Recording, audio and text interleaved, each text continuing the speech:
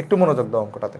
কি বলছে দেখো, একটা ধাতব গ্যাস সিলিন্ডার 15 অ্যাটমসফিয়ার চাপ সহ্য করতে পারে। তাহলে কথাটা শোনো, একটা সিলিন্ডার আছে তোমার কাছে, এটা 15 অ্যাটমসফিয়ার চাপ সহ্য করতে পারে। এর মানে হইলো তুমি যদি এর বেশি চাপ তাকে দাও তাহলে সিলিন্ডারটা বিস্ফোরিত হবে। তার মানে এটা হচ্ছে তার পিম্যাক্স, এটা হইলো তার পিম্যাক্স। আচ্ছা, ধাতুর গলনাঙ্ক, ধাতুটার গলনাঙ্ক এটা হইলো 1450 ডিগ্রি সেলসিয়াস। এর মানে কি, তুমি যদি ধাতুটাকে এর থেকে বেশি তাপমাত্রায় রাখো তাহলে ধাতুটা গলে যাবে। ঠিক আছে। আচ্ছা, সিলিন্ডারটা এত চাপে এত উষ্ণতায় এখানে গ্যাস ভর্তি করা আছে, মানে একটা সিলিন্ডারকে তুমি নিছো এখানে, একটা সিলিন্ডারকে তুমি নিছো এখানে, এই সিলিন্ডারের মধ্যে 25 ডিগ্রি সেলসিয়াস উষ্ণতায়, 25 ডিগ্রি সেলসিয়াস উষ্ণতায় তোমার হলো 3.5 অ্যাটমসফিয়ার চাপে, 3.5 অ্যাটমসফিয়ার চাপে গ্যাসকে ভর্তি করা আছে। আচ্ছা, এখন এই সিলিন্ডারকে তুমি কি করছো, আগুনের মধ্যে নিক্ষেপ করছো। এই সিলিন্ডারকে তুমি কি করছো, আগুনের মধ্যে নিক্ষেপ করছো। মানে সিলিন্ডারটাকে ধরা যাক, চারপাশে ধরো আগুন আর আগুন, হ্যাঁ চারপাশে ধরো আগুন আর আগুন, এটাকে তুমি ধরা যাক আগুনের মধ্যে নিক্ষেপ করছো। ওকে, এখন কোয়েশন করছে সিলিন্ডারটা আগুনে নিক্ষিপ্ত হলে এর ধাতুটা কি গলে যাবে নাকি বিস্ফোরিত হবে। মানে কথাটা বুঝতে পারছো কোয়েশনটা? কোয়েশনে কি বলছে এখানে, যে আমার কাছে একটা সিলিন্ডার আছে যেখানে টেম্পারেচার হচ্ছে 25 ডিগ্রি সেলসিয়াস, আর যে গ্যাসটা রাখা আছে সেটা 3.5 অ্যাটমসফিয়ারে রাখা আছে। এখন এই সিলিন্ডারের দুইটা প্রপার্টি বলছে। একটা প্রপার্টি বলছে সিলিন্ডারের গলনাঙ্ক, যে সিলিন্ডারটা যে ধাতু দিয়ে গঠিত তার গলনাঙ্ক হচ্ছে 1450। আর সিলিন্ডারটা সর্বোচ্চ কতটুকু চাপ সহ্য করতে পারে, 15 অ্যাটমসফিয়ার। তার মানে ভালো করে বুঝে আসো, ভালো করে বুঝে আসো। আমি যদি একটা তোমাকে একটা ফ্লো চার্ট দিয়ে দেখাই বা একটা যদি সংখ্যা রেখাটা টানার চেষ্টা করি, ব্যাপারটা হচ্ছে এরকম। দেখো, এই সংখ্যা রেখায় তোমার গ্যাসটা প্রথমে আগে এখানে রাখা আছে, তোমার গ্যাসের কন্ডিশন কীরকম, 25 ডিগ্রি সেলসিয়াস তাপমাত্রায় রাখা আছে, যার চাপ হচ্ছে 3.5 অ্যাটমসফিয়ার। আচ্ছা, এখন আমাকে এখানে দুইটা জিনিস বের করতে হবে। দেখো আমাকে একটা জিনিস, আমাকে দেখো আমাকে কি বলছে, যে গ্যাস হচ্ছে আমার এত চাপ সহ্য করতে পারে। আচ্ছা, আমরা কি একটা জিনিস বের করতে পারি, সেটা হইলো যে এই চাপটা কত তাপমাত্রায় অর্জিত হবে সেটা কিন্তু আমরা বের করে ফেলতে পারি।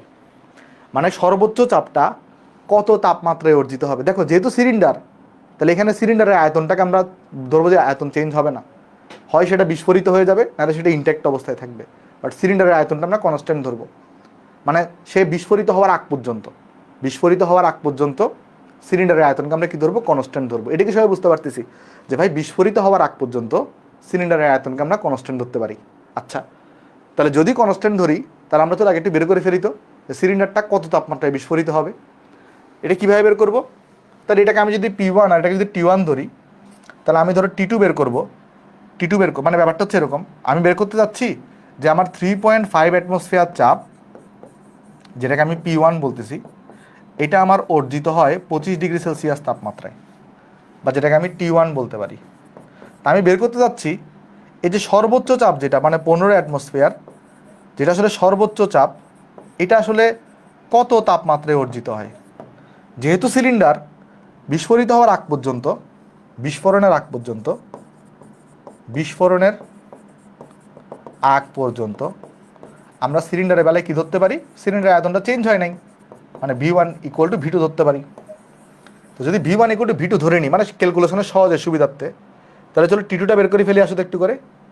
তাহলে দেখো তো T2 কত বের হবে, T2টা আমরা জানি টি আর প্রেশার হচ্ছে সমানুপাতিক সম্পর্কে থাকে। তাহলে এখানে হবে T2 ইকুয়াল টু হবে P2/P1, আর এখানে হবে T1। তাহলে দেখো এখানে কত আসবে, P2 এখানে কত, P2 এখানে হচ্ছে তোমার 15, আর P1 এখানে কত 3.5। আর এটাকে তাহলে গুণ করবা তুমি কত দিয়ে, এখানে গুণ করবা তুমি হচ্ছে T1 দিয়ে। T1টা কত, T1টা তোমার কাছে হচ্ছে 298। তাহলে একটু বের করে দেখো তো T2টা কত আসে এখানে। T2 এখানে আসবে তোমার কাছে 15/3.5 গুণন 298। তাহলে এটা চলে আসবে 1277.1428 কেলভিন। আর তুমি যদি এটাকে ডিগ্রি সেলসিয়াসে নাও তাহলে 273 বাদ দাও, তাহলে আসবে 1004.1428 ডিগ্রি সেলসিয়াস। এর মানে কি জানো, এর মানে হচ্ছে, ভালো করে বুঝো, তাহলে এখানে আমরা দুইটা টেম্পারেচার পাইলাম। একটা টেম্পারেচার হচ্ছে এই টেম্পারেচারটা, আরেকটা হচ্ছে এই টেম্পারেচারটা। চলো এই দুইটাকে আমি এখানে আগে সংখ্যা রেখার মধ্যে বসাই। তাহলে একটা টেম্পারেচার হইল এই 1004.1428 ডিগ্রি সেলসিয়াস, আর আরেকটা টেম্পারেচার হইল 1450 ডিগ্রি সেলসিয়াস। দেখো তুমি প্রথমে সিলিন্ডারটাকে কি করছো, আগুনে নিক্ষেপ। এখন 2 মিনিট ভালো করে কথা শোনো। সিলিন্ডারটাকে তুমি আগুনে নিক্ষেপ করছো, তাহলে ডেফিনেটলি আগুনের কারণে, আগুনের উত্তাপের কারণে সিলিন্ডারের টেম্পারেচার বৃদ্ধি পাবে। টেম্পারেচার বেড়ে বেড়ে বেড়ে বেড়ে বেড়ে বেড়ে বেড়ে বেড়ে যখন এই জায়গাটায় আসবে, টেম্পারেচার বেড়ে বেড়ে যখন এই জায়গায় আসবে, এর একটু আগে গেলেই কিন্তু কি হবে, এই জায়গায় এসেই তো সে সর্বোচ্চ চাপকে মিট করে ফেলছে, তাহলে তার এখানে বিস্ফোরণ হয়ে যাবে। সে যদি গলতে চায়, সিলিন্ডারটা যদি গলতে চায়, তাহলে সিলিন্ডারকে তো তোমার কত তাপমাত্রা নিতে হবে, এই তাপমাত্রা নিতে হবে। বাট সে তো গলার সুযোগই পাবে না, সে তো এই তাপমাত্রায় যাওয়ার সুযোগই পাবে না। কারণ তাকে যখন টেম্পারেচার বাড়াবা, সে এই টেম্পারেচারে গিয়েই কি হয়ে যাবে, বিস্ফোরিত হয়ে যাবে।